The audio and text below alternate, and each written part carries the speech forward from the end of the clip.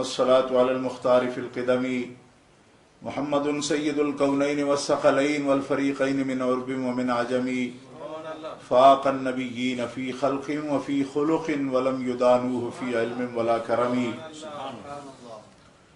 ثم الرضا عن نبي بكر وعن عمر وعن علي وعن عثمان ذي الكرم والآل والصحب ثم التابعين لهم أهل التقى والنقى والحلم والكرم. اللہ تبارک و تعالی جل جلالہ و عم نوالہ و اعظم شانہ و اتم برہانہ کی حمد و ثنا حضور رحمت عالم نور مجسم شفیع معظم قائد المرسلین سید النبیین امام الاولین والآخرین جناب محمد مصطفیٰ احمد صلی اللہ علیہ وآلہ واصحابہ وبارک وسلم کی بارگاہ اقدس و انور میں ہدیہ درود و سلام پیش کرنے کے بعد معزز و محترم حاضرین، اہل اسلام، اہل سنت و جماعت، عاشقان مصطفیٰ و محبان اولیاء، اہل سنت و جماعت کے عظیم مرکز ملت اسلامیہ میں آج بنات رسول کانفرنس منعقد ہے. عزیز القدر جناب مولانا مدثر حسین صاحب حافظہ اللہ اور ان کے بزرگوں نے اس تقریب سعید کا اہتمام کیا ہے. جن حضرات کو انہوں نے دعوت دی الحمدللہ کہ زور سے لے کر آپ دیکھ رہے ہیں اور سن رہے ہیں کہ علماء کرام پورے برطانیہ سے تشریف فرما ہوئے مختلف اور انہوں نے آپ کے سامنے بڑے مدلل خطابات فرمائے ہیں. اور آج کی اس محفل مبارکہ کے کانفرنس کے صدر استاذ العلماء والفضلاء مخدوم العلماء والمشائخ حضرت علامہ پیر طریقت صاحبزادہ محمد حبیب الرحمن صاحب محبوبی نقشبندی قادری دامت برکاتہم العالیہ سجادہ نشین آستانہ عالیہ ڈھانگری شریف آپ بھی تشریف فرما ہوئے، اور شیخ الحدیث علامہ مولانا نور الدین صاحب زنگی جو بنگلہ دیش سے تعلق رکھتے ہیں اور یہاں آج کل بریڈ فورڈ میں مسجد اہل سنت میں خطیب بھی ہیں. اور گزشتہ دنوں جب ملاقات ہوئی تو یہ پتہ چلا تقریباً 10 سال کے مجھے اس بات کی اطلاع ہوئی کہ بریڈ فورڈ کے اندر 3 مسجدیں اہل سنت و جماعت بریلوی مسلک کی بنگلہ دیشی کمیونٹی میں بھی ہیں. لیکن اہل سنت و جماعت کے اندر بھی عدم رابطہ کا یہ حال ہے کہ مجھے 10 سال میں اس بات کی اطلاع نہیں ہو سکی. وہ بھی حضرت نے کرم فرمایا کہ وہ تشریف لائے اور اس بات کی اطلاع ہو سکی، ورنہ کبھی بھی جلوس شریف میں یا کسی بھی مرحلے پر میں نے اہل سنت و جماعت کو بنگلہ دیشی کمیونٹی کو پاکستانی کمیونٹی کے ساتھ اکٹھے کبھی نہیں دیکھا. تو یہ بھی ایک المیہ ہے ہمارا کہ شاید ہم مذہب کو بھی صرف وطن کے حوالے سے دیکھتے ہیں یا پھر رابطہ کرنے میں کمزور ہیں. وہ ہمارے بھائی ہیں، انڈیا کے ہوں، بنگلہ دیش سے تعلق رکھتے ہوں، ہمارا تعلق تو محبت کا تعلق ہے اور محبت رسول کا تعلق ہے. حضرت علامہ مولانا منور عتیق صاحب حافظ اللہ جو فاضل نوجوان ہیں، عربی اور بڑے ماہر ہیں، انہوں نے بڑی مدلل تقریر فرمائی ہے. صاحبزادہ علامہ پروفیسر سید ریاض حسین شاہ صاحب انہوں نے بھی تقریر فرمائی، میں نے سنی. اس سے پہلے بھی علماء کرام مسلسل آپ کے سامنے آج کے موضوع پر خطاب فرماتے رہے ہیں اور بڑی عمدہ تقریریں ہوئیں، بڑی طبیعت خوش ہوئی. جلسے کا جو مقصد تھا کانفرنس کا وہ حاصل ہو گیا. اس کا جو اشتہار لگا ہے، نام سامنے آ گیا، بس اس سے بھی مقصد حاصل ہو گیا. جیسا کہ میرے محترم بھائی مولانا حافظ محمد اعجاز صاحب چشتی فرما رہے تھے کہ یہ کبھی جلسہ نہیں ہوا. اور آج ہوا ہے. یہ بھی ایک بات ہے. جب پہلا المیہ میں نے ذکر کیا کہ ہمارے رابطے کا یہ حال ہے، تو یہ بھی ایک دوسرا المیہ ہے جس کا وہ تذکرہ کر رہے تھے کہ ہم لوگ جو ہے کانفرنسیں منعقد کرتے ہیں، مگر اس میں ہمیں یہ احساس کم ہے کہ جس چیز کی ضرورت ہے اس کو سامنے لایا جائے. تو یہ تذکرہ ان ہستیوں کا یہ ہر دور میں فرض تھا، اور آج کے دور میں خصوصاً برطانیہ میں یہ ہر فرض سے بڑا فرض بن گیا ہے. اس لیے کہ اس کا اصول ہے، میں ٹی وی پر بھی ایک دفعہ میں نے یہ بات عرض کی تھی، مولوی حسین المدنی نے بھی اس بات کا اعتراف کیا ہے کہ جس چیز کا انکار کیا جائے اس کو زندہ کرنا اور اس کا کیا جانا یہ واقعی ہر فرض سے بڑا فرض ہو جاتا ہے. یہ ایسا اصول ہے جس کا حسین المدنی نے بھی اعتراف کیا ہے. میں نے وہ کتاب باقاعدہ ٹی وی پر بھی دکھائی تھی، حسین المدنی کا فتویٰ، بلکہ اس میں 36 علماء دیوبند کا فتویٰ ہے کہ جس جائز کام کو مٹانے کی کوشش کی جائے اس کا کرنا فرض ہو جاتا ہے. یہ اصول اس نے خود تسلیم کیا ہے. اور یہاں چونکہ بڑی علمی شخصیات استاد العلماء حضرت علامہ مفتی محمد فاضل صاحب نقشبندی ہمارے دست راس اور بڑے مؤثر ساتھی حضرت علامہ خالد محمود شاہ شیرازی اور ان کی جماعت کے کئی حضرات بھی یہاں پروگرام میں تشریف فرما ہوئے، تو میں یہ بات عرض کرتا ہوں کہ اس دور میں اس بات کی ضرورت ہے، سمجھنے کی ضرورت ہے. یہاں ہمارے دوستوں نے تقریر کرتے ہوئے شاید یہ سمجھا کہ بنات رسول کا اگر تذکرہ ہو تو شاید حضرت سیدہ نساء العالمین کے درمیان اور دوسری ان کی جو سرکار کی بزرگ ان کی ہمشیرگان ہیں، بہنیں ہیں، ان کے ساتھ کوئی ان کا تقابل مقصد ہے. یہ ہمارا عجیب سا ایک ذہن ہو جاتا ہے. یہ قطعی کوئی مقصد نہیں ہے کہ ان کے درمیان پہلے آپ طے کر لیں کہ کون ان میں افضل ہے، فلاں افضل ہے، یہ افضل ہے. یہ کوئی مسئلہ ہی نہیں ہے، یہ کوئی سوال ہے. مسئلہ یہ ہے کہ جس وقت نبی کریم علیہ الصلوۃ والسلام کے اہل بیت کا انکار کیا جائے ہے ہی نہیں. مسئلہ یہ ہے جس پر کانفرنس کی گئی ہے. یعنی سوال یہ نہیں ہے کہ ان میں افضل کون ہے، یہ پتہ نہیں کون چھوڑ جاتا ہے. اہل سنت میں یہ ذہن چھوڑ جاتا ہے ان میں آگے افضل کون ہے. میں نے کہا تم نے ایک نئی جنگ شروع کر لی ہے. اس کا تو سوال ہی کوئی نہیں، یہ سارے افضل ہیں، اور ان میں پھر جو افضل ہیں ان کا بھی کسی کو انکار نہیں ہے. یہ کیا جھگڑا آپ شروع کر لیتے ہیں؟ یہ کوئی جھگڑا نہیں ہے. ظلم یہ ہے کہ جب لوگ صحابہ کرام کو کافر کہیں اور ہمارے لوگ اس بات میں الجھے ہوئے ہوں کہ ان میں افضل کون ہے. پہلے ان کا دین ثابت کرنے دو، ان سے تو بات کرنے دو جو ان کے ایمان کے قائل نہیں ہیں. ہماری ٹانگیں وہ جکڑ کے بیٹھے ہوئے نہیں پہلے فیصلہ کرو ان میں افضل کون ہے. میں نے کہا مسلمان ہوں گے تو پھر افضل کا بھی مسئلہ آ جائے گا. پہلے تو یہ ثابت کرنے دو ہمیں. جھگڑا ہمارا ان سے ہو گیا ہے اور تم ٹانگیں پکڑ کے بیٹھ گئے ہو جی پہلے طے کرو جی. لوگ انکار کر رہے ہیں، کہتے ہیں جی وہ مسلمان ہی نہیں ہے، منافق تھے، دین سے پھرے ہوئے تھے. اور یہاں الگ جنگ شروع ہے. جو لوگ جن کا ذمہ ہے کہ یہ دعوت حق دیں گے وہ ایسی باتوں میں الجھ جاتے ہیں.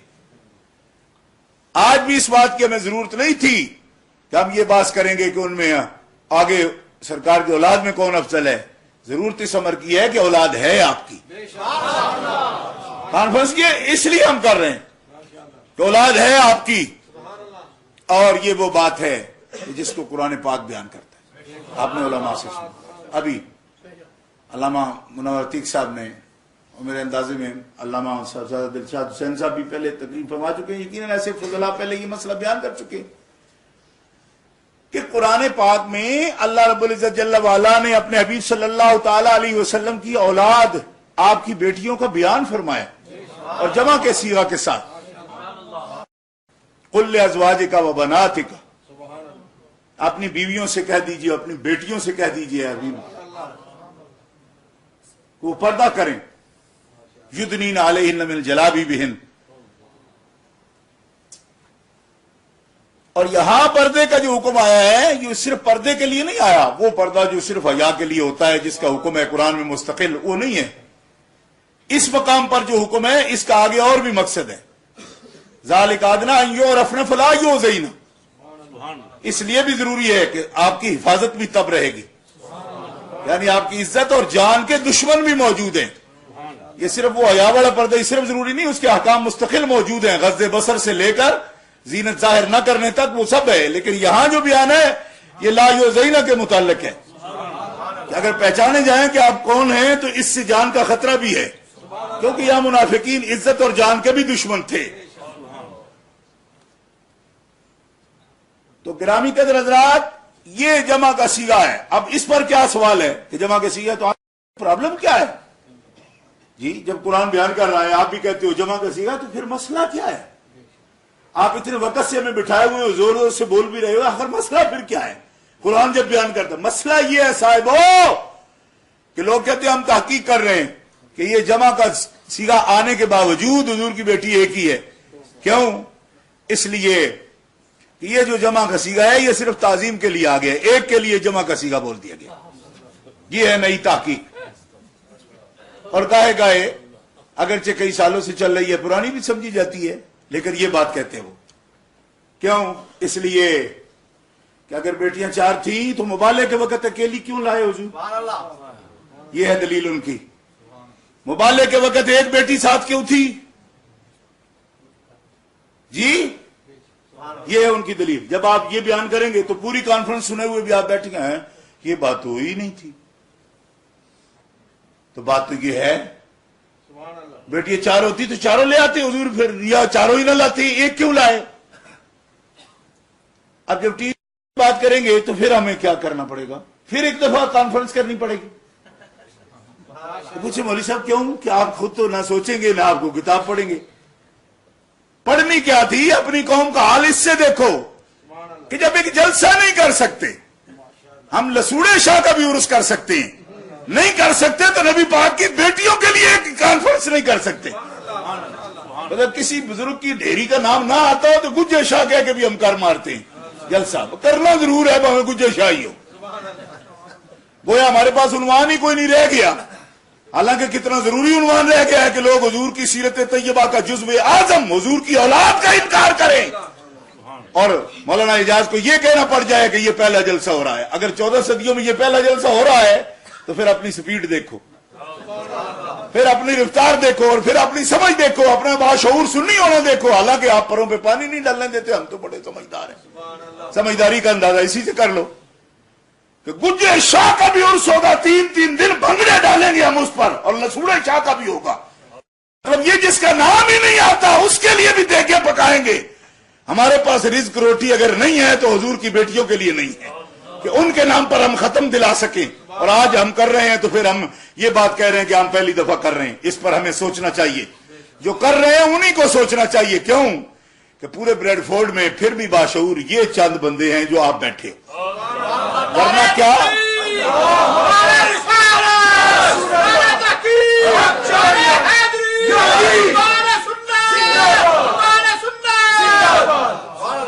मैं समझता हूं कि पूरे ब्रेडफोर्ड का दिमाग ये लोग हैं, करीम आप लोग हैं।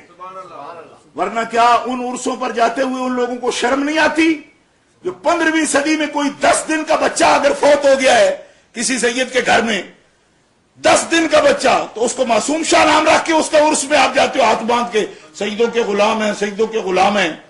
मैंने कहा इस सैयद आलम की बेटी का उर्स हो रहा है, आज आप कहां हैं? और एक बेटी का नहीं 4 बेटियों का हो रहा है, सैयदों की आशिकों की तरह मरे हुए हो।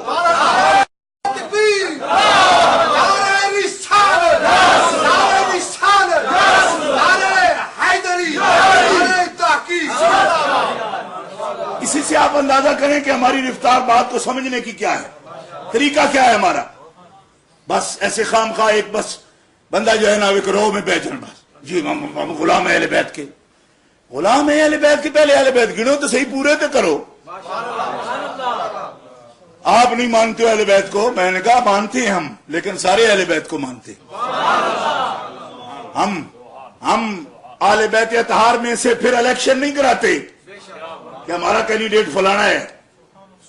شاہ صاحب ایک مسئلہ کر رہے تھے کہ بیٹیاں ہونے میں سب برابر ہیں، تو بیٹیاں ہونے میں ہی تو سارا فخر ہے ان کا، اور آپ بات کیا ڈھونڈتے ہو؟ جب وہاں پکڑتے آپ کو تو پھر کہتے ہو خون کی بات ہے، اب جب خون کے شریک سامنے کی ہے آپ کے تو آپ کہتے ہو نہیں مقام کی بات ہے. یہ کیا بات ہوئی؟ جب اس وقت مسئلہ ہم پوچھتے ہیں آپ سے تو کہتے ہیں نہیں خون تو اور کوئی نہیں ہو سکتا، اور جب آپ بات کرنے آئے تو آپ کہتے ہو نہیں ان میں مقام تلاش کرو. یہ کیا بات ہوئی؟ اور بندگان خدا محبوب علیہ السلام کا خون ہے، اور اس نسبت میں کائنات میں کوئی بندہ بھی ان کے برابر نہیں ہو سکتا.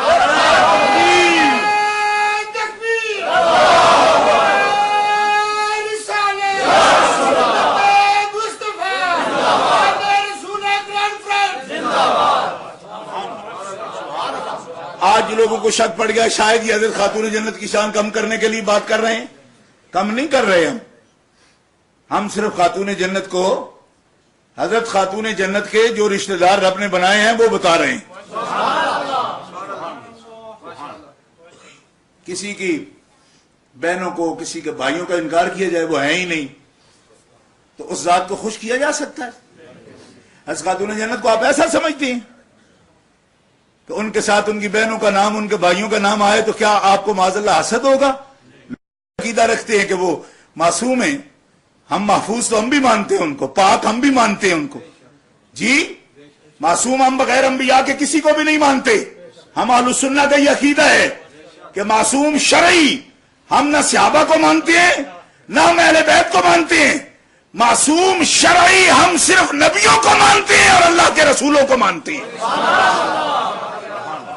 لیکن پاک مانتے ہیں، محفوظ مانتے ہیں، شیطان کے شر سے پاک مانتے ہیں، ان کو کفر و معصیت سے پاک مانتے ہیں کہ اللہ نے ان کو پاک فرما دیا ہے. قرآن کا اعلان ہے. اب اس میں بھی فرق ڈالا ہے، نہیں قرآن کے کہنے سے پاک نہیں ہوتے. کیوں؟ کچھ چادر نہیں دی دوسروں کو. میں نے کہا قرآن سے پاک ہوئے یا چادر سے پاک ہوئے؟ پنجابی میں کہتے ہیں ڈولا جس طرح ہوتا ہے ادو پھدو تو ادو سر ہلائے گا، جو ادو پھڑو تو ادو سر ہلائے گا. اللہ نے کہا پاک ہیں تو میں نے کہا ٹھیک ہے، اللہ نے جن کو کہا پاک ہیں. اللہ نے بیویوں کو بھی پاک فرمایا، اللہ نے حضور کی بیٹیوں کو فرمایا، حضور کے بیٹوں کو بھی پاک فرمایا. حضور پر ایمان لانے والے جتنے بھی بنو ہاشم ہیں سب کو اللہ نے اس میں شامل فرما دیا. کہو زور سے سبحان اللہ. بنو ہاشم میں سے جو بھی نبی پاک کے سامنے آپ پر ایمان لائے ہیں وہ اس میں داخل ہو گئے. آل عقیل ابن ابی طالب بھی اس میں داخل ہے، آل جعفر ابن ابی طالب بھی اس میں داخل ہیں، آل علی ابن ابی طالب بھی داخل ہیں، آل عباس ابن عبد المطلب بھی اس میں داخل ہیں. نہیں چادر نہیں دی تو میں نے کہا چادر اللہ نے دی ہے. نہیں حضور نے دی ہے تو میں نے کہا دینے کی ضرورت کیا پڑی ہے؟ کیوں ضرورت پڑی چادر دینے کی جب اللہ تعالیٰ نے فرمایا تو اس میں شک رہ گیا تھا. اب چادر دے کے پک کرنا تھا. بات سمجھ نہیں آئی آپ کو؟ بھائی اللہ کا جو حکم ہے کیا اس میں شک رہ گیا؟ تو ان کی کوئی سمجھ نہیں آتی. پھر چادر کیوں دی حضور نے؟ اس پر غور فرمایا آپ نے؟ کیوں دی؟ اس کا بھی تو آخر کا مسئلہ ہے. چادر دی تو ہے نا، تو پھر کیوں دی ہے؟ اس لیے دی ہے کہ حضور کے پاک کیا گیا، اور جن کو چادر دی ہے وہ گھر میں چلے گئے حضرت علی المرتضیٰ کے. یہ سوال آ سکتا تھا، یہ سوال آ سکتا تھا کہ حضرت خاتون جنت تو بہو ہو گئی ابو طالب کی اور بیوی ہو گئی علی المرتضیٰ کی، اس گھر کو کیا حضور دوسرا گھر مانتے ہیں یا اپنا گھر مانتے ہیں؟ حضور نے قرآن کی تشریح میں چادر اس لیے دی کہ اس کے گھر کو میرے گھر سے جدا نہ سمجھنا، یہ بھی میرے اہل بیت میں داخل ہے.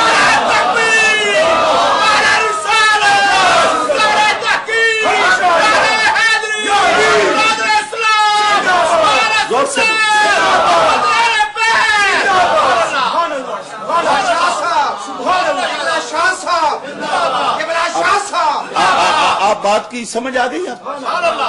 حضور نے یہ شک نکالنے کے لیے چادر دی ہے. اب یار لوگوں نے اس چادر کا کیا مفہوم نکالا؟ حضور کے گھر والے اس میں سے نکل گئے ہیں، چادر والے رہ گئے ہیں.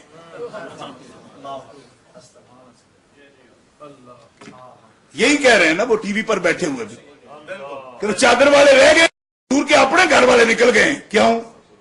تو میں نے کہا چادر والوں کے لیے اگر آیت آئی تھی تو پھر تو چادر دینے کی ضرورت نہیں تھی، کیونکہ رب کی چادر بڑی ہے یا حضور کی چادر بڑی ہے؟ جب رب چادر دے جائے یودیبان کو رزق کی، تو پھر حضور کو چادر دینے کی ضرورت کیا تھی؟ معلوم ہوا رب کی چادر میں کوئی شک کر سکتا تھا کہ یہ حضور کے گھر پر تو پڑی ہے، لیکن ان کی ڈولی چونکہ جا چکی ہے، اس گھر کو کوئی دوسرا نہ سمجھ لے، اب چادر دے لی۔ فرمایا بیٹی میں نے ودا کر دی مگر پھر بھی چادر میری میں ہی ہے۔ اب ایسی چادر میں کیا لے لیا بیٹی کو کہ بیٹی نے اس چادر میں آ کے ماؤں کو گھر سے نکال دیا؟ یہ ظلم ہے جو ٹی ویوں پر ہو رہا ہے۔ تو سمجھ آئی یا نہیں آئی؟ یہ ہے مسئلہ۔ اب مسئلے کو سمجھنے کی کوشش کر، یہ ہے مسئلہ۔ نبی کریم علیہ الصلوۃ والسلام نے چادر دی، ان کو کیوں نہیں بلایا؟ اللہ اکبر۔ نبی کریم علیہ السلام مبالے پر گئے، ان کو کیوں نہیں بلایا؟ اب آپ کے پاس کیا جواب ہے اس کا؟ مبالے کے وقت کیوں نہیں بلایا؟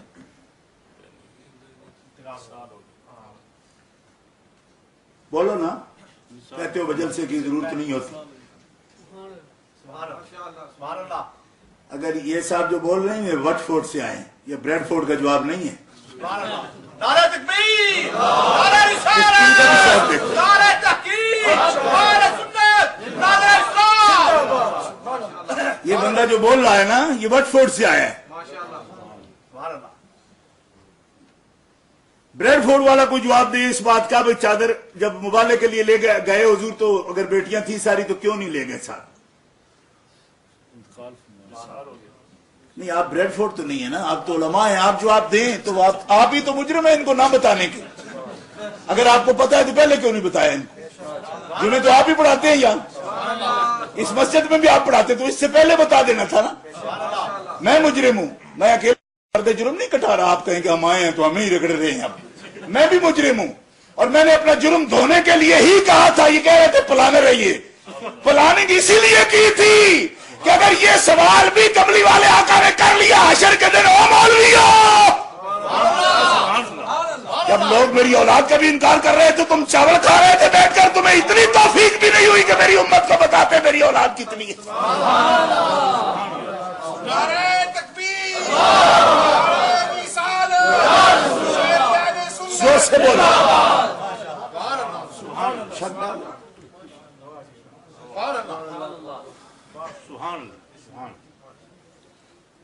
جواب یہ ہے اس کا کہ جس وقت مبالہ ہوا 9 ہجری میں ہوا، مبالہ ہوا نہیں، مبالے کی تیاری ہوئی۔ یہ میں نے کہا تو مولوی بڑا سیکھ پا ہو گیا، 2.5 فٹ کا ایک مولوی بیٹھتا ہے ان کا، تو ہو گیا بیچارہ، اچھل رہا تھا۔ میں کو اچھلنے کے لیے بھی کچھ بندے کو قد و قامت چاہیے، کیا اچھلتے؟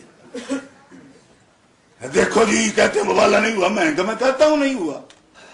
کب ہوا مبالہ؟ نکلے تھے مبالہ کے لیے، ہوا نہیں۔ یہ تو قرآن میں لفظ ہی کوئی نہیں کہ مبالہ ہوا۔ مبالہ ہوا کا کوئی لفظ ہے تو پھر ہم کریں یہ بات ہے۔ نبتہل ہے، ابتہلا تو نہیں ہے نا جی، نبتہل پھر کریں، ہم کر دیا تو نہیں نا بھائی۔ ابتہلنا ہے یہاں کہ ہم نے کر دیا مبالہ، نہ کریں ہم، تو پھر سخت بولا وہ نہ کریں ہم، یہ پہلے ہی کہہ دیا وہ نہ کریں ہم۔ اس وقت تک سرکار کی یہ تینوں صاحبزادیاں وصال فرما چکی۔ اب آپ کو سمجھ آیا میں نے کیا جواب دیا؟ تو یہ نہیں فرمایا تھا رب نے قبروں سے بھی نکال کر لانا، یہ نہیں فرمایا تھا، بات سمجھ آئی؟ یہ نہیں فرمایا تھا قبروں سے بھی اٹھا کے ان کو لانا ہے ساتھ، یہ نہیں فرمایا تھا۔ خاندان کے کچھ فرد بھی لائیں آپ ساتھ، کچھ لائیں، اور جو لائے ہیں ان کا یہ شرف ہے، اور ان کے شرف کا اہل سنت میں کوئی منکر نہیں ہے۔ اہل سنت کو یہ تو پرابلم ہی نہیں ہے، یہ تو مسئلہ ہی ان کے لیے نہیں ہے کہ جن کو لائے پھر ان کو کیوں لائے ہیں. تو میں کہا چنگا کیتا نے لے دیا نہیں نا. مسئلہ تو یہ نہ لانے کا مطلب یہ نہیں ہے، لانے کا مطلب یہ نہیں ہے. اللہ اکبر. حضرت حمزہ بھی تو ہیں اہل بیت، کہو نا سبحان اللہ. حضرت جعفر بھی تو ہیں اہل بیت، حضرت عقیل بھی تو ہیں اہل بیت، حضرت عباس بھی تو ہیں اہل بیت. حضرت عباس حضور کے چچا اہل بیت نہیں ہے؟ حضرت حمزہ اہل بیت نہیں ہے؟ حضرت جعفر اہل بیت نہیں؟ حضرت عقیل اہل بیت نہیں ہے؟ بندگان خدا لوگ ہمیں کہتے ہیں کہ یہ اہل بیت نہیں مانتے جی، ہم اہل بیت مانتے ہیں. میں نے کہا تم اہل بیت کب مانتی ہو؟ 2 سال سے پروپیگنڈا کر رہے ہو کہ اہل بیت کے تو سارے حق چھین لیے، لوگوں نے دیے ہی کچھ نہیں ان کو جی. میں نے کہا لوگ اہل سنت تو 500 سال ہاشمیوں کی حکومت کے جھنڈے کے نیچے گزارے انہوں نے. 5 صدیاں. کتنیاں؟ زور سے بولو.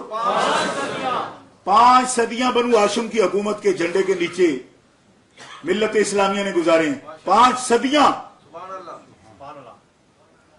اب یہاں آ کے ہمارا اور ان کا فرق ہو جاتا ہے. کیوں؟ کہ وہ چچا جان حضور کے چچا کی اولاد کو اہل بیت نہیں مانتے. میں پوچھتا ہوں دلیل لاؤ نا. جس دلیل سے چادر والے اہل بیت ہیں اسی دلیل سے آل عباس ابن عبد المطلب حضرت زید کی حدیث اٹھا کے دیکھو، وہ فرماتے میرے چچا اہل بیت ہے، صدقہ حرام ہے ان پر. یہی کہتے ہیں نا کہ اہل بیت وہ ہیں جن پر صدقہ حرام ہے. آل عباس پر صدقہ حرام ہے، بنو ہاشم پر صدقہ. ہماری ساری کتابیں اٹھا کے دیکھو، مالا بھتا سے لے کر چاہے تو ہدایہ شریف تک جتنی بھی متون پڑے جاتے سب میں ہے نا کہ فقیر ہو پر ہاشمی نہ ہو. زکوٰۃ کی ادائیگی کے لیے ضروری ہے. کیوں؟ اس لیے کہ لوگوں کے میل کچیل ہاشمیوں کو نہ دی جائے. زکوٰۃ ان پر حرام ہے اور صدقات واجبہ ان کے لیے حرام ہے. ایک دن ایک ٹی وی پر کہہ رہا تھا وہ تو حرام ہے، خمس تو حرام نہیں تھا، وہ کسی اور اہل بیت کو کیوں نہیں ملا؟ اب آپ کو کیا پتا کہ وہ لوگ کیا کہتے ہیں؟ آپ کو شاید سمجھ بھی نہ آتی ہو، یا آتی ہے تو پھر بیٹھے رہتے ہو. کہتے ہیں جی زکوٰۃ تو حرام ہوئی، خمس تو حرام نہیں تھا، خمس تو ان کے لیے حلال تھا. تو خمس کس کو دیتے تھے حضور یا خلفاء کس کو دیتے تھے خمس؟ ان کے بنا. میں نے کہا اس کا بھی جواب آتا ہے آپ کو؟ اس کی تو شاید سمجھ بھی نہ آتی ہو کہ سوال کیا کرتے ہیں وہ. اللہ اکبر. کہ خمس تو ان کو دیتے تھے. میں نے کہا خمس بھی صرف سجدوں کو نہیں دیتے تھے، خمس بھی جو ذوی القربہ میں مسکین تھے ان کو دیتے تھے. اور ذوی القربہ میں سب سے مسکین یا حضرت مولا علی تھے یا حضرت خاتون جنت کا گھر تھا. باقی سید مساکین نہیں تھے. نوٹ کرو یہ بات. حضرت عباس تو خود زکات دینے والوں میں سے تھے. سمجھ نہیں آئی آپ کو؟ یہ بھی باریک بات ہے، اس پر بھی غور کرو. وہ سمجھتے ہیں شاید خمس جن کو ملتا ہے یہ سید ہیں. خمس سیدوں میں ان کو ملتا ہے جو خود مساکین تھے اور یہ زاہد تھے، یہ کچھ بھی نہیں کرتے تھے، مال کمانے کے لیے کچھ بھی نہیں کرتے تھے، زاہد تھے بالکل، تارک الدنیا. تو وہ خمس میں بھی ذوی القربہ والا حصہ میں بھی مسکینوں والا حصہ مل جاتا تھا ان کو. اور حضرت عباس یا حضرت جعفر موتا تک، حضرت عقیل، یہ تمام لوگ وہ تھے جو خود صدقات ادا کرتے تھے. حضرت عثمان غنی رضی اللہ عنہ تو ہر روز کا ایک غلام آزاد کرتے تھے. اب کوئی کہے کہ اگر ان کے گھر میں 2 بیٹیاں تھیں تو وہ کیا خمس لیتے تھے؟ خمس کیسے لیتے تھے؟ وہ تو روز کے کئی ہزار درہم و دینار ہر روز صدقہ کرتے تھے. جو صدقہ کرتے تھے وہ خمس لینے کیسے پہنچ جاتے؟ بات سمجھ آ رہی ہے آپ کو میں کیا کہہ رہا ہوں؟ لیکن دوستو اس وقت نہ تو ہمارے پاس اتنا ٹائم ہے کہ ان موضوعات پر ہم پوری بات آپ کے سامنے بیان کر سکیں. آپ کو صرف یہ احساس دلانا ہے کہ ہمیں آپ کو کوئی نئی بات نہیں سکھانی، نہ اس کے لیے اہل سنت بنے ہیں کہ نئی بات سکھائیں یا نئی بات بنائیں. ہم بھولی ہوئی بات صرف یاد دلانے کے لیے آئیں. اور آپ نے الحمدللہ جتنے بھی لوگوں کے نصیب میں تھا ہمیں کوئی اس بات کی پریشانی نہیں کہ آپ کیا کم لوگ آئے ہیں یا کتنے لوگ آئے ہیں. ہمارا کام تھا آواز دینا. ٹھیک ہے جی. اشتہار بھی چھاپے, مولانا صاحب نے اشتہار چھاپے, بڑے خوبصورت 4 رنگوں میں اشتہار چھاپا. مجھے ان کے کام پر فخر ہے. اہتمام کیا انہوں نے, پھر اس مسجد میں اہتمام کیا ہے, اور میں یہ سمجھتا ہوں کہ ہمیں جینے کے قابل کیا ہے. خدا کی قسم ہمیں آپ حضرات کو اندازہ نہیں ہے. ہم 11ویں شریف کرتے بڑے اہتمام کے ساتھ. جب یہ سوال نبی پاک اٹھائے نا اپنے بچوں کے بارے میں, تو 11ویں والا پیر تو 11ویں نمبر پر آ جائے گا. یہ ہستیاں بہت بلند ہیں ہم جن کی بات کر رہے ہیں. اگر آپ سمجھیں کہ غوث پاک آگے آئیں گے, حضرت زینب اس بات پر غصے ہوں کہ کبھی ختم میرا نہیں پڑا, جو رسول پاک کی پہلی بیٹی ہیں, تو غوث پاک جیسی ہستی کی ضرورت بھی نہیں وہاں جا کے آپ کے لیے بات کر سکے. آپ کو کوئی سمجھ نہیں ہے کہ یہ ہستیاں کون ہیں. یہ ہے ٹریڈیشن, ہمارا ٹریڈیشن اہل سنت کا. ایک ریت بن گئی ہے, ریت, اور جو بن گئی ہے بس اس پہ چلتے ہیں ہم. ہمارے وہ پیر ہیں, پیرانے پیر ہیں, ولیوں کا بادشاہ ہے, پر جہاں حضور کی بیٹیوں کی بات ہے وہاں ولی دم بھی نہیں مار سکتے. نوٹ کرو یہ بات کہ کام کتنا, سستی کتنی زیادہ ہے ہماری جماعت میں. کتنے کتنے عرصوں پر ہم مشتعل ہو کر ناچتے پیٹتے چلے جاتے ہیں, اور جن ہستیوں کی طرف ہم نے پشت کی ہوئی ہے ان کے کیا حق ہے ہم پر. اگر ہم لوگ ان کی یاد مناتے رہتے تو دشمن کو ضرورت ہی نہیں تھی ایسے بکواس کرنے کی. ان کو بھی پتا ہے کہ یہ لکیر کے فقیر ہیں, بس جو چل رہا ہے اسی پہ چلتے رہیں گے. بس یہ سبق ہمیں یاد دلانا ہے. رہ گئی بات یہ کہ ہمیں کوئی بات بنانی نہیں. غفلت کا یہ عالم ہے کہ سنیے, جناب حسنین کریمین کے لیے جب ہم کہتے ہیں وہ راکب دوش مصطفیٰ ہیں,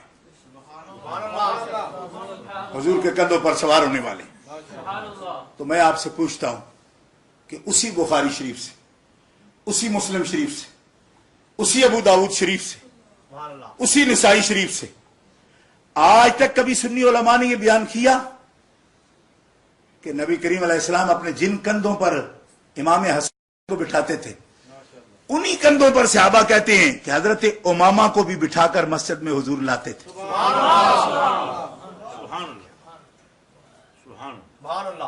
بخاری شریف, مسلم شریف, ابو داؤد شریف اس وقت میرے پاس ہے. مجھے بھی اگر سندیں پڑھ پڑھ کے کوئی شوق ہوتا آپ کو سنانے کا کہ میں مولوی بڑا ہوں, تو میں ضرور اس وقت بھی سنا سکتا ہوں, مگر میرے پاس ٹائم نہیں. یہاں مولویت بنوانے کی بات ہے, پانی سر سے گزر گیا ہے اور لوگ اپنے چکروں میں پڑے ہوئے ہیں. بخاری شریف, مسلم شریف, ابو داؤد شریف, نسائی شریف, مجموع الزوائد شریف, مشکات شریف, کنز العمال شریف, 81 کتابیں حدیث کی میں پیش کر سکتا ہوں کہ پیارے مصطفیٰ نواسوں کو نواسی پر زیادہ فضیلت نہیں سمجھتے تھے. ان کو اگر کندھوں پہ بٹھاتے تھے تو امامہ بنت زینب بنت محمد کو بھی اٹھا کر لاتے تھے.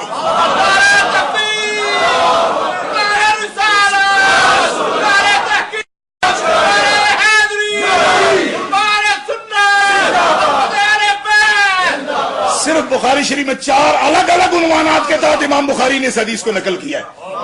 ایک جگہ پہ نہیں, 4 الگ الگ عنوانات پر. امام مسلم نے 6 حدیثیں اس پر نقل کی ہیں. امام ابو داؤد نے ایک ہی مضمون کی مختلف سندوں سے 7 حدیثیں روایت کی ہیں. مگر حرام ہے جو کسی کو یہ یاد رہتا ہو بیان کرتے ہوئے. کیوں کہ ڈیمانڈ نہیں ہے آپ کی. ڈیمانڈ بھائی یہ تمہاری جاب ہے, اور اس میں اہمیت خود ہی پیدا کرو گے. شیعہ تو نہیں سنائے گا نا کہ کوئی اور بھی تھا, اور بیٹی بھی تھی, اس کی بیٹی بھی تھی, اور جہاں یہ حدیثیں لکھی ہیں وہاں باقاعدہ یہ تعارف لکھا ہے, امامہ کون, زینب کی بیٹی, اور زینب کون, بنت محمد رسول اللہ, اور باقاعدہ وضاحت سے لکھا ہے کہ زینب بنت محمد رسول اللہ کی بیٹی ہے امامہ, اور ابو العاص بن ربیع کی بیٹی ہے. یہ تینوں کتابوں کی اگر صرف جمع کرو نا, بخاری, مسلم اور ابو داؤد کی حدیثیں, تو 38 بنتی ہیں. 38 صحیح میں پوری بات بیان کی گئی ہے کہ اللہ کے حبیب ان کو اپنے کاندھوں پہ اٹھا کے لاتے.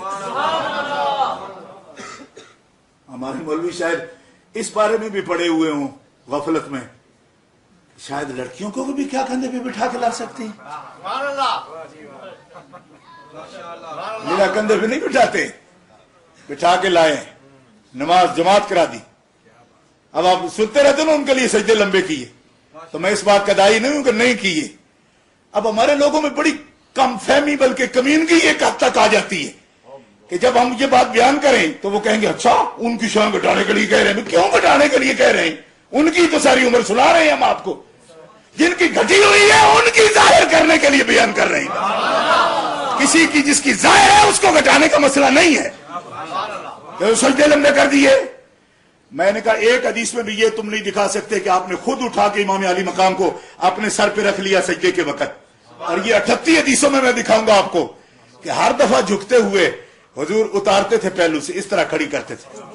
और यहां पर मुहद्दिसीन को चक्कर है। असातिज़ा तशरीफ फरमाए, बड़े बड़े उलमा, इनसे पूछिए कि बाबुल अमल फी सलात के तहत इसको लाते हैं कि ये अमले कसीर क्या नहीं हुआ कि हर मर्तबा मुस्तफा रुकू जाते हुए उमामा बिनते ज़ैनब को एक दफा खड़ी करते हैं, सजदे से सर उठाते हैं क़याम में, तो दूसरी रकअत के लिए फिर उठा के उनको सीने से लगाते हैं और क़याम करते हैं नमाज।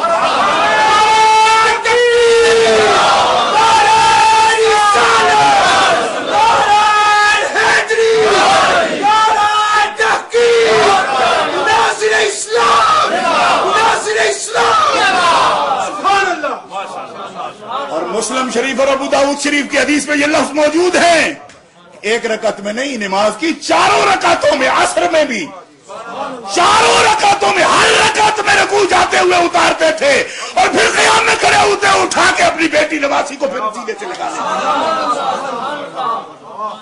हत्ता कि इसी तरह चारों रकतें हुजूर ने मुकम्मल फरमाई, और एक दफा नहीं कई मर्तबा फरमाई।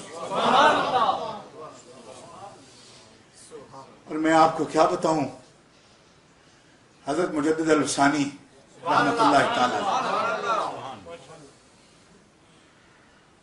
आपकी बेटी के घर में औलाद नहीं थी, दुआ फरमाते या अल्लाह मेरी जिंदगी में एक बेटी दे। तो ख्वाजा मोहम्मद मासूम फरमाते मैंने अर्ज की, आपके जो साहबजादे थे उर्वतुल वुस्का, मैंने अर्ज की बेटा कभी नहीं आपने मांगा? हम बेटे तो तुम हो मेरे, उनको भी अल्लाह देगा। मेरी ख्वाहिश ये है कि एक दफा मैं वो नमाज पढ़ूं जो नवासी को उठाकर रसूलुल्लाह पढ़ते।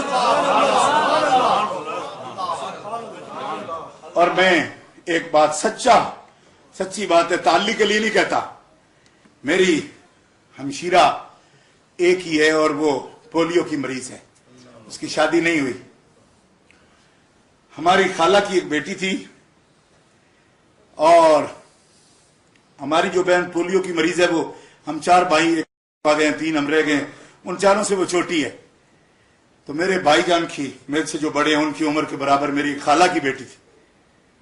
तो मेरी वालदा को मेरे बुजुर्गों ने यह फरमाया कि इसको दूध पिलाओ अपना, वो हमारी दूध बहन है।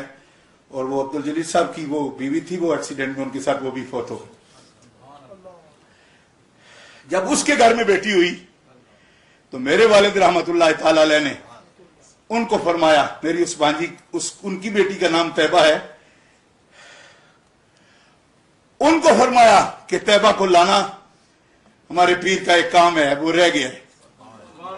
यानी रजाई बेटी बनती थी उनकी, वो मेरी खाला की बेटी थी, तो उसकी बेटी को मेरे वालिद रहमतुल्लाह अलैह ने नमाज के दौरान इसी तरह उठा के उस बच्ची को नमाज पढ़ी। तो हम उस वक्त पूरी समझ नहीं थी हमें इस बात की, तो बाद में दरियाफ्त करते रहे, कभी नहीं बताया।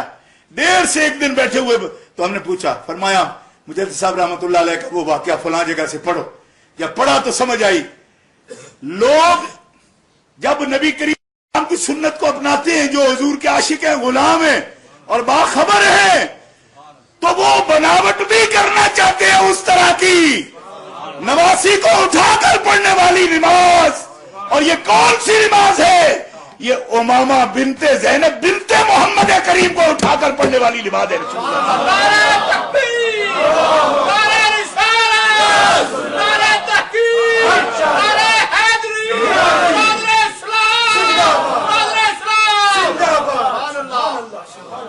दोस्तों, नबी अलैहिस्सलाम ने तो फर्क नहीं डाला ना, ان کے لیے اگر سجدے لمبے کیے ہیں، ان کے لیے قیام میں عمل کثیر بھی کر لیا، محدثین کو لکھنا پڑ گیا. ان کی تو نماز اپنی ہے نا. اب اس پہ جو فتویٰ لگانا ہے کسی نے تو لگائے. وہ کیا فتویٰ لگتا ہے؟ بچے اٹھا کر کے نمازی پڑھائی جاتی ہیں. صحابہ میں بھی کسی نے اعتراض نہیں کیا. صحابہ میں کسی نے کہا یا رسول اللہ یہ کیا ہوا؟ آپ اٹھاتے بھی ہیں بچی کو، پھر رکھتے ہیں، پھر اٹھاتے ہیں. صحابہ کا اسی طرح تھا، اس طرح کا نہیں تھا جس طرح کا آج کل بیان کیا جا رہا ہے. ان کی شکلیں ہی دیکھو، اسی سے سمجھ آ جاتی. اگر سمجھنا چاہے کوئی تو سمجھ آ جاتی ہے کہ کیا یہ صحابہ اور اہل بیت کی باتیں بتانے کے قابل بھی ہیں یا نہیں ہیں. خدا سمجھ دے تو پھر بندہ فرق کر سکتا ہے، نہ سمجھ دے تو پھر تو ہر بات پر بس مولوی جی دسیا جی وہ آخ دے سن، وہ آخ دے سن، وہ آخ. میں کہا کنن بھی کدی ہاتھ لا لیا میرا وہی آخ دے سن. بس کہاں لے گئی کن؟ آدھا جی دسیا جی وہ آدھے سن کن کہاں. میں کہا اتنے نیڑے جی کہاں، ہاتھ لا کے تک لے مت نال ہی ہوئی. اتنی بھی تحقیق نہیں. وہ آخ دے سن جی. ہوں دسنا تا فرض ہے وہ آخ دے سن. وہ آخ دے ہی نہیں کن لے گئی کہاں، کن تے نیڑے جی لا کے ہاتھ تک لے تیرے نال ہی لے گئی. دوستو نبی کریم علیہ الصلوۃ والسلام نے اسی سیدہ زینب کے بیٹے کو، یہ پہلی بیٹی ہیں رسول اللہ کی، پہلی بیٹی ہیں. یہ حدیث آپ نے ضرور سنی ہوگی. فاطمہ الزہرا نے کئی دفعہ آپ کو جب تکلیف پہنچائی جاتی کفار کی طرف سے، حتیٰ کہ وہ اجڑی رکھ دی گئی سرکار کے سر پر اور خاتون جنت آئیں اور آ کے اٹھائی. لیکن مجموع الزوائد میں، مسند امام احمد میں، کنز العمال میں یہ موجود ہے کہ اس سے بھی پہلے سرکار کے چہرہ اقدس لہولہان ہو گیا. تکلیف پہنچائی، اتنے کنکر مارے لوگوں نے، پتھر مارے، تو چادر لے کر اور آپ کے وضو کے لیے پانی لے کر حضرت زینب اس حال میں آئیں کہ راوی جو بیان کر رہا ہے وہ کہہ رہا ہے اس حال میں آئیں کہ ان کو اپنی ہوش بھی نہیں تھی، سر انور پہ کپڑا تک نہیں تھا. نبی کریم علیہ السلام کو سنبھالا، آپ نے وضو فرمایا، کلی مبارک فرمائی، پوری کلی مبارک کا پانی خون سے بھر گیا تھا. اور جب نبی کریم علیہ السلام بیٹی کی طرف دیکھا، فرمایا میری حالت کچھ بھی ہو، یہ جو کچھ بھی میرے ساتھ کر رہے ہیں اس سے میرا کچھ بگڑنے والا نہیں، اور تو اتنی پریشان نہ ہو کہ سر سے کپڑا تیرا اتر جائے. سر پہ کپڑا رکھ اپنے. راوی کہتا ہے میں نے پوچھا یہ کون ہے، تو انہوں نے کہا یہ رسول خدا کی بیٹی ہیں، اور ان کی عمر مبارک اس وقت 10 سال تھی. وہ حدیث پاک بھی صحیح ہے، لیکن یہ اس سے بھی زیادہ صحیح ہے. کیوں؟ اس واسطے کہ ان کی عمر مبارک 5 سال تھی اس وقت. تو 5 سال کی بچی آ کر اوجری اتارتی ہے، یہ 10 سال کی بچی میں یہ طاقت ہے کہ اوجری اتار سکے. بات سمجھ آ رہی ہے آپ کو یا نہیں؟ حدیثوں میں موجود ہے، لیکن غور کون کرے گا، بیان کون کرے گا؟ کیوں؟ اس لیے کہ کچھ سپورٹ آپ کے علاوہ بھی چاہیے، اور وہ سپورٹ وہ دے کر ہمارا پورا جلسہ الٹ جاتے ہیں. کیا سپورٹ ہوتی ہے وہ کہ 5-10 پاؤنڈ کے ڈالر کرا لیے، نعت خاں کو دیے اور کہا اہل بیت کا عاشق ہے، تھوڑی سی شان بیان کر دو، وہ گڑی گڑی فلاں فلاں یہ پڑھ کے چلا جائے گا. اس کو بیچارہ دورے پر آیا ہوتا ہے، اس کی نظر صرف اس بات پر ہوتی ہے کہ خدمت کس انداز سے ہو رہی ہے. مولوی صاحب بیان کرتے ہیں کوئی پنڈی سے ہم نے بلا لیے، کوئی لاہور سے بلا لیے، ان کے لیے. اور آپ کو سمجھ نہیں آتی اس وقت کہ وہ عاشق اہل بیت جو اٹھا ہوتا ہے وہ اہل بیت سمجھتا کتنے کو ہے، صرف ایک پارٹ کو اہل بیت سمجھتا ہے. ہم کسا والوں کو بھی اہل بیت مانتے ہیں، ہم جن پر صدقہ حرام ہے ان کو بھی اہل بیت مانتے ہیں، ہم جن کے گھروں میں رسول اللہ کی بیٹیاں ہیں ان کو بھی اہل بیت مانتے ہیں، اور جن کی بیٹیاں رسول اللہ کے گھر میں ہیں ان کو بھی اہل بیت مانتے ہیں. بات سمجھ آ رہی ہے کوئی نہیں آ رہی؟ کیوں؟ آپ کے گھر میں اجازت لے کر آتا ہے وہ بندہ جس نے بیٹی دی ہوتی ہے آپ کو. تو رسول اللہ کے لیے کیا الگ معیار رکھا ہے آپ نے؟ جس کی بیٹی آپ کے نکاح میں ہوتی ہے وہ آپ سے اجازت لے کر گھر میں آتا ہے. آپ کیا رشتہ بولتے ہو اس کا؟ فادر ان لا. اس کی تکریم آپ پر فرض ہے کہ نہیں؟ اس کی جو بیوی ہے اس سے نکاح آپ کا حرام ہے کہ نہیں؟ وہ آپ کی ماں ہے کہ نہیں؟ یہ کس نے بیان کیا؟ قرآن نے. پڑھو نا آیت حرمت علیکم امہاتکم و بناتکم. تو جس کی عزت و تکریم آپ پر بھی فرض ہے، تو رسول خدا کو کہا گیا کہ یہ کچھ بھی نہیں ہے، یہ نہ آپ کی عزت کی جگہ ہے نہ آپ کی امت کے لیے عزت کی جگہ ہے. کہ وہ کہتے پھر وہ تو کافر تھے. وہ تیرے بیان کے محتاج نہیں ہیں. اللہ اکبر. فرمایا الخبیثات للخبیثین والخبیثون للخبیثات والطیبات للطیبین والطیبون للطیبات. حبیب تجھ سے بڑھ کے پاک مرد کوئی نہیں، اور تیرے لیے جو میں نے رشتے چنے ہیں ان سے بڑھ کے پاک اس پوری روئے زمین پر عورت کوئی نہیں. اب بیٹھے ہیں مثالیں دینے کے لیے. او جی لوط علیہ السلام کی بیوی ایسی تھی، اب اس سے جواز نکالنا ہے حضور کی بیویوں پر تنقید کا. تو میں نے کہا جس کی بیوی ایمان نہیں لائی اس کا بیان تجھ پہ نہیں چھوڑا قرآن نے، کیونکہ نبیوں کی باتیں رب بندوں پہ چھوڑتا ہی نہیں. کوئی بات سمجھ نہیں ہے آپ کو؟ جس کا بیٹا ایمان نہیں لایا قرآن نے خود بیان کیا کہ مولویوں پہ چھوڑا. جس کی بیوی ایمان نہیں لائی اس کا بیان کیا، اور جس کی بیویوں کی مثل دنیا میں کوئی نہیں اس کا بیان بھی تجھ پہ نہیں چھوڑا، قرآن نے خود بتا دیا. یا نساء النبی لستن کاحد من النساء. نبی کی بیویوں کائنات کی کوئی عورت تمہاری مثل نہیں ہو سکتی. اور زور سے بولو نا سبحان اللہ. لوط علیہ السلام کی بیوی نہیں تھی، ان کی بھی نہیں ہو سکتی. تو میں نے کہا تیرے بولنے کی یہاں گنجائش نہیں ہے. مثالیں پرانی ان کی مثال تھی تو جس پہ قرآن آیا ان کے گھر کی تو ہر بات بیان کر دینی تھی، ان کی چھوڑ دی آپ پر. اور اپنا عقیدہ امامت جو متوازی ہے عقیدہ نبوت کے، کہتے جی بھائی ابھی تک آتی ہے اماموں پر. اور ٹیلی ویژن پر میں نے بالکل آپ کو احساس ہو یا نہ ہو، علماء کی توجہ میں ہے یہ بات، لیکن پبلک کو شاید سمجھ نہ آئے کہ ہم نے ان کو ایسے موقع پر لا کے کھڑا کیا کہ منہ سے انہوں نے کفر مانا اپنا اور کہا کہ ہم ائمہ کو انبیاء سے افضل مانتے ہیں. یہ وہ بدترین کفر ہے کہ جس کے ڈیفینس کرنے کی اور ڈیفینڈ کرنے کی اس عقیدہ کو جرت ان کے پاس بھی نہیں ہے. اور 3 دن تک برابر اس بات کو تسلیم کرتے رہے. حالانکہ انبیاء کرام سے افضل قرآن مقدس کا یہ بیان ہے، جو صاحب وحی ہیں شرعی، ان کے افضل ہونا تو دور کے بعد ان کے برابر بھی کوئی غیر انبیاء سے جو امتی ہے وہ ان کے برابر نہیں ہو سکتا. جو مانے اس کا دین سے کوئی تعلق نہیں. اور جو ایسا کہے گا کسی بھی امام کے لیے، کسی صحابی کے لیے، کسی بھی اہل بیت کے فرد کے لیے جو نبی نہیں ہے، اس کو کہے کہ ہم انبیاء کے برابر ان کو مانتے ہیں. اور ہمارے بے ہوش ملاؤں نے کیا تقریریں کی کہ جس نے اسماعیل کو دیکھنا ہو وہ بھی ان کو دیکھے، جس نے ابراہیم کو دیکھنا ہو وہ بھی ان کو دیکھے. قصور صرف ان کا نہیں ہے. اس کی سمجھ ہمارے مقررین کو بھی نہیں آتی کہ ہم کہہ کیا رہے ہیں. یہ ہو سکتا ہے کہ ان کی خلت پائی جائے کسی میں. یہ لفظ کہنا کفر ہے کہ ابراہیم بھی ہوں. کہتے جی میں نے کبیر میں دیکھا. میں نے کہا کبیر نہیں دیکھی، کوئی نوٹ بک دیکھی. کبیر کے آگے تو لکھا ہوا ہے کہ ھذا من اقوال الشیعہ. آپ کو کیا سمجھ ہے کہ کبیر والا کیا بحث کر رہا ہے؟ آپ ماز اپنی تقریر چمکانے کے لیے 2 نعرے سننے کے لیے آپ بتا دیتے ہو جی فلانا صحابی یا فلانے اہل بیت کا فرد تو اسماعیل کی طرح ہے. تو معاملہ بڑا نازک ہے.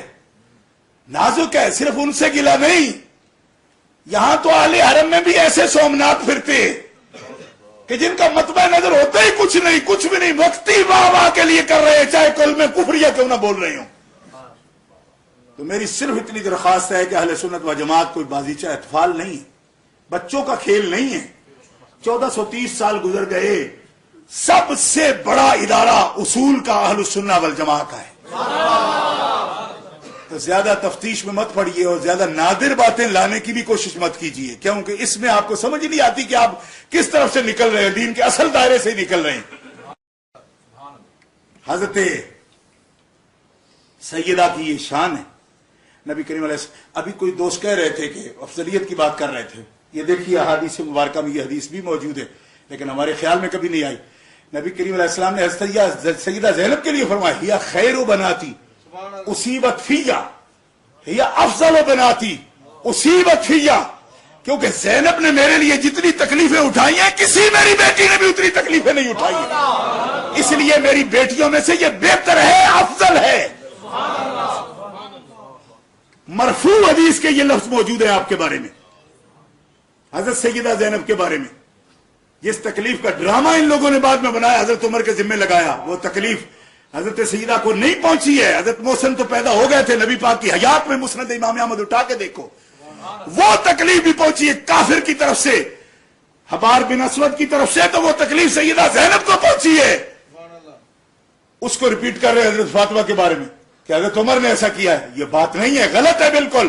حضور کہتے ہیں کہ یہ تکلیف، اور پھر سیدوں کی بات کرتے ہو اہل بیت کی، وہ حبار بھی جب کلمہ پڑھنے آیا تو نبی کریم علیہ السلام نے فرمایا تجھ سے پڑھ کر کسی نے مجھے اذیت نہیں دی، کیوں کہ میں نے دیکھا زینب کس حال میں دنیا سے گئی ہے اور کس تکلیف سے گئی ہے، لیکن میں خدا کا رسول ہوں، جاؤ میں نے تمہیں یہ جرم بھی معاف کیا۔ اس کو بھی کلمہ پڑھایا، اس کو بھی کلمہ پڑھایا رسول اللہ نے، اور اتنی خوشی کے ساتھ کلمہ پڑھایا۔ اب کہاں کی بات کہاں دنیا لے جاتی ہے، اور اپنی طرف سے سب کچھ بنا لیا۔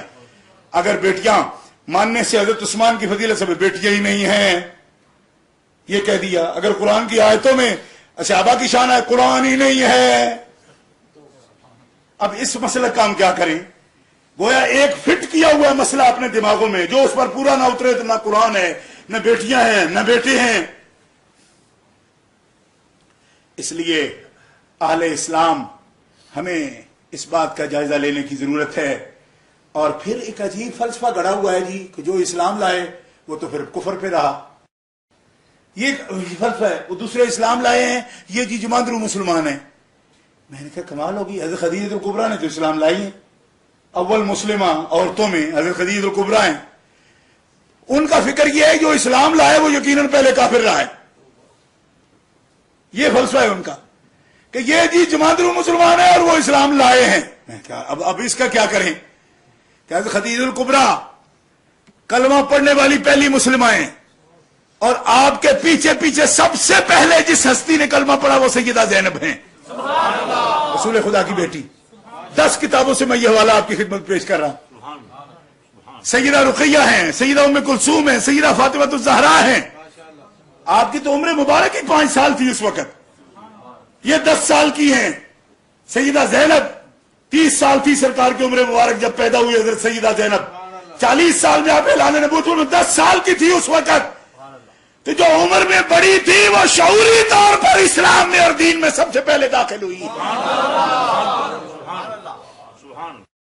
اور سب سے پہلے جب عورتوں سے رسول اللہ نے بیعت اسلام لی ہے تو حضرت خدیجہ الکبریٰ کے ہاتھ میں جس کا ہاتھ تھا وہ سیدہ زینب تھی۔ رسول اللہ کے ہاتھوں پر ہاتھ، رسول اللہ کی چادر مبارک پر ہاتھ، رسول اللہ کے اس برتن میں ہاتھ جس میں رسول اللہ نے ہاتھ ڈالا تھا، اس طرح بیعت فرماتے تھے، اس میں سب سے پہلے حضرت خدیجہ الکبریٰ کے ساتھ جو ہاتھ داخل ہوا یہ سیدہ زینب کا ہاتھ تھا۔ تو یہ اسلام میں بھی اول ہیں اور رشتے میں بھی اول ہیں۔ حضرت خاتون جنت کو اس پر کوئی اعتراض نہیں ہے، ان کو خطرہ لگتا ہے۔ میں پوچھتا ہوں کوئی یہاں بھی کسی بھی سلجھے ہوئے خاندان میں کسی بچی سے پوچھ لو اس کی بڑی بہنوں کے بارے میں، اس سے پوچھو وہ تو افضل ہے یا یہ افضل ہے، یہ تجھ سے 5-7 سال بڑی ہے۔ میں مانوں گا کہ حضرت خاتون جنت جب وہ نہیں رہی تو اب یہی افضل ہیں، میں تو یہ مانوں گا کہ سیدہ نساء العالمین بھی مانوں گا کہ حدیث میں ہے، مگر یہ جب تب وہ تینوں نہیں تھی، یہ بھی تو نوٹ کرو نا۔ حضرت علی شیر ہے نا، ہے نا، حضرت خالد سیف اللہ تلوار ہے نا، پر ایک بات کہہ دوں، تب ہے جب حمزہ نہیں ہے، اور میں قسم اٹھا کر کہتا ہوں حمزہ ہوتے اگر تو شاید صدیق اکبر بھی دم نہ مار سکتے۔ ترتیب دیکھو، غور کرو، جن کو رب نے اٹھا لیا ان کو بھی یاد رکھو۔ جو فاؤنڈیشن میں اینٹیں کام آتی ہیں، بلڈنگ ساری اس میں کھڑی ہوتی ہے، آپ کو صرف برجیاں نظر آتی ہیں اوپر سے، اور جن کا خون لگ گیا، اینٹیں بنیادی اہرا بن گئے، جو لوگ آج اسلام کا پورا محل جن کے سینوں پہ تعمیر ہوا ہے ان کا نام ہی نہیں لیتے ہو۔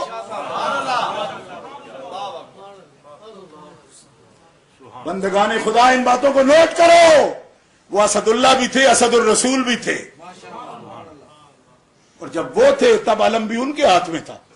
بدر ہو اٹھا کے دیکھ لو، اور ہمیں اس میں کیا بوجھ ہے؟ وہ انہی کے چچا ہے نا، وہ کو الگ خاندان ہے کہ ہم ان کا نام لیتے جی تو ان کو گٹانے کے لیے لے رہے ہیں۔ میں کو پاگلائے تے پتر نہیں ہونا دے تے پیو پتر وچ بھی یہ بند ہوندی ہے کہ ابے دی شان کرو تو پتر دی گھٹدی، تے پتر دی کرو تے ابے دی گھٹدی۔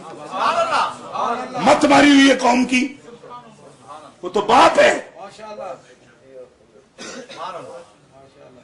حضرت جعفر ہے، آپ کا مقام ہے، اپنا مقام ہے، حضرت رقیہ کا اپنا مقام ہے۔ جیسا آپ نے کہا، حضرت اسامہ فرماتے ہیں یا رسول اللہ میں گوشت دینے گیا، عثمان کے گھر میں آپ نے دیا تھا، میں دے کر آیا۔ یا رسول اللہ آپ کے داماد عثمان اور آپ کی بیٹی تشریف فرما تھے، میں نے بڑے بڑے اشراف کے گھروں میں خدمت کے لیے میں گیا ہوں، عثمان اور رقیہ سے بڑھ کر حسین جوڑا میں نے دیکھا۔ فرمایا اسامہ تو نے کیا دیکھنا تھا؟ مجھے جبریل آئے ہیں اور بتا کر گئے ہیں کہ پیارے محمد عثمان اور رقیہ سے حسین جوڑا عرش والوں نے بھی نہیں دیکھا ہے۔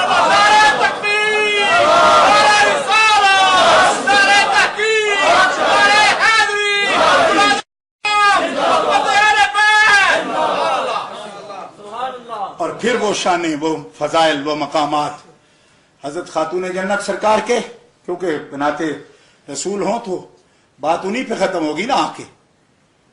ان کے فضائل و مناقب حضور نے اس لیے بھی بیان فرمایا کہ حضور اس بات کو جانتے تھے اچھی طرح کہ میری نسل انہی سے چلنے والی، انہی سے چلنے والی، یہ تعارف رہے گا میری آل کا، میری اولاد کا تعارف رہے گا۔ تو ان کی شان میں جو کچھ سرکار نے فرمایا وہ محتاج بیان نہیں ہے۔ اور بعض لوگ ہمارے کہتے ہیں جی ان کو ہم یقین دلا رہے ہیں کہ ہم بھی ان کو مانتے ہیں۔ میں کیا وہ تو کی لگتے ہیں جنہوں نے یقین دلان ڈڑے۔ ایک بیوقوف مقرر میری موجودگی میں یہ کہہ رہا تھا کہ وہ سن لیں ہم بھی حضرت علی کا نام لیتے ہیں مگر فٹے منہ ہیں تیرے تے، ان کو کیوں بتا رہے ہو؟ ان کو بتاؤ جن کو بتانے کی ضرورت ہے۔ آپ کو سمجھ آ رہی ہے میں کیا کہہ رہا ہوں؟ ابھی بھی ان کو یقین دلاتے ہیں۔ میں کہا انہوں کیوں یقین دلاتے ہو؟ تھوڑے کی لگتے ہیں، وہ تو گالیاں دے اور تم ان کو یقین دلا رہے ہو کہ حضرت علی کو مان رہے ہیں۔ یہ بھی عجیب بات ہے۔ ان سے کیا رشتہ ہمارا کہ ہم ان کو خوش کرنے کے لیے حضرت علی کی شان بیان کریں گے؟ ہم ان کو خوش کرنے کے لیے نہیں کریں گے، ہم حضرت علی مرزا کی شان بیان کریں گے نبی پاک کو خوش کرنے کے لیے، اپنے مولا اللہ کو خوش کرنے کے لیے، کیونکہ وہ مولا اللہ کا ولی ہے۔ اور اس خاتون جنت کا یہ مرتبہ، یہ رتبہ حضور نے خود بیان فرمایا کہ آج یہ بات آج سے ہے، یہ بات نوٹ کرنا۔ یہ بھی آپ صرف سارے مقرر اس بات پر نشاندہی نہیں کرتے، کیونکہ قرآن نے یہ کہا ہے ان اللہ استفا کے وطہرا کے واستفا کے علی نساء العالمین۔ کس کے لیے؟ حضرت مریم کے لیے۔ اس کے مقابلے میں دوسری بات سب کے لیے حضور نہیں فرما سکتے۔ کیوں؟ کہ حضور جو کچھ بھی فرمائیں وہ حدیث ہے، قرآن کے مقابلے میں حضور نہیں فرماتے کبھی بھی۔ اس کو حضور نے چیلنج نہیں کیا۔ نبی پاک نے فرمایا سارے جہان کی عورتوں میں سے مریم ہے، آسیہ ہے، اور خدیجہ ہے، اور فاطمہ الزہرا ہے۔ اب قرآن کے نص قطعی کے مقابلے میں حضور حدیث نہیں لائے۔ ان کا سیدہ نساء العالمین ہونا قرآن بیان کر رہا ہے، ان کے لیے حدیث بیان کر رہی، دونوں اپنے اپنے مقام پر ہیں۔ اور یہ مقام عالموں کے لیے بھی سخت ہے، اس کو اس طرح بیان کر دینا کہ سمجھ ہی کچھ نہ آئے، اللہ کے حکم کو توڑ کر بیان کرے یہ بات غلط ہوگی۔ حضور فرما رہے ہیں کہ جن کی شان قرآن بیان کر دے مسلم ہے، اور قیامت تک آنے والی مومنوں کی سردار اور اہل جنت کی سردار۔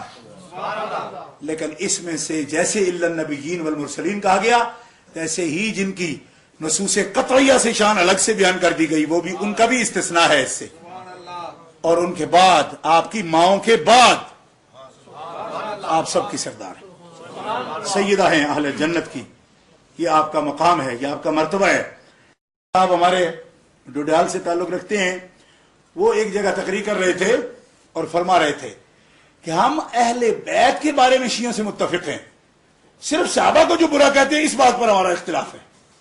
تو اس فکر کو بھی میں کنڈیم کرنا چاہتا ہوں۔ وہ تو اہل بیت کو نبیوں سے افضل مانتے ہیں، تو یہ کب اہل سنت کا عقیدہ ہے؟ اس فکر کو بھی، یہ غلط فکر ہے یہ کہنا کہ ہمارا اہل بیت کے ماننے میں ہم اور شیعہ متفق ہیں، غلط بات ہے۔ اہل بیت کے بارے میں ہم کسی امام کو نبی سے افضل نہیں مانتے، برابر بھی نہیں مانتے، اور جو برابر مانے یا نبیوں سے افضل مانے ہم اس کو دائرہ اسلام سے خارج مانتے ہیں۔ لہذا اتنے بھولے بن کے اہل سنت کی محفلوں میں تقریر مت کیا کیجئے، بس جو آیا منہ میں کہہ دیا جی ہم اس میں متفق ہیں۔ میں نے کہا تم ہوگے متفق، اہل سنت تو متفق نہیں ہے۔ اہل سنت کا اہل بیت کے بارے میں بھی عقیدہ یہ ہے کہ اہل بیت اطہار دوری رکھتے ہیں، دوری فضیلتیں رکھتے ہیں، صحابیت والی بھی اور نبی پاک کا خون ہونے والی بھی، مگر معصوم نہیں ہیں، مگر ائمہ کے برابر نہیں ہیں، انبیاء کے برابر نہیں ہیں، اور ان کی امامتیں منصوص من اللہ نہیں ہیں۔ یہ کفری عقیدہ ہے شیعہ کا، منصوص نہیں مانتے۔ کیوں؟ کہ امامت کبریٰ کا عقیدہ اہل سنت و جماعت کا شورا پر ہے، شورا پر، اس کا تعلق نص سے قرآنی سے نہیں ہوتا۔ اور یہ وہ فرق ہیں جو بڑے وقت لگے گا سمجھنے میں، اور بڑے اصولی مسائل ہیں، ایسی عام سی یہ بات نہیں ہے۔ میں پھر دعا کرتا ہوں کہ ایک اشارتاً تھوڑا بیان آپ کے سامنے آیا، میں پھر یہ دعا کرتا ہوں کہ اللہ رب العزت جل وعلا ہمارے دوستوں کو جنہوں نے اہتمام کیا اور جتنے بڑی دور سے آئے، اندازہ کیجئے جو لندن سے آئے بیٹھے صرف اس محفل کے لیے، تو لوگوں میں ابھی جذبہ ہے، نم ہو تو یہ مٹی بڑی زرخیز ہے ساتھی۔ تو آپ جب جائیے واپس تو بریڈ فورڈ میں برگر بناتے دوستوں کو ضرور کہیے کہ یار سننے والی بات یہ تو لوگ لندن سے بھی چلے آئے، اور بریڈ فورڈ میں رہتے ہوئے اگر کسی کی دیہڑی لگانے کا زیادہ شوق ہے تو دیہڑی بڑی سخت آنے والی بھی ہے، اس کی تیاری بھی ضروری ہے۔ اللہ رب العزت جل وعلا ہمیں اس کی توفیق عطا فرمائے۔